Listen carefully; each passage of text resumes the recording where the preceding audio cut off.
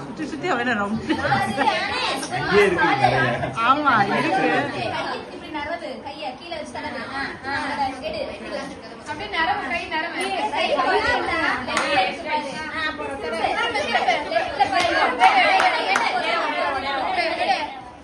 பொறுமையா எடுக்கணும்.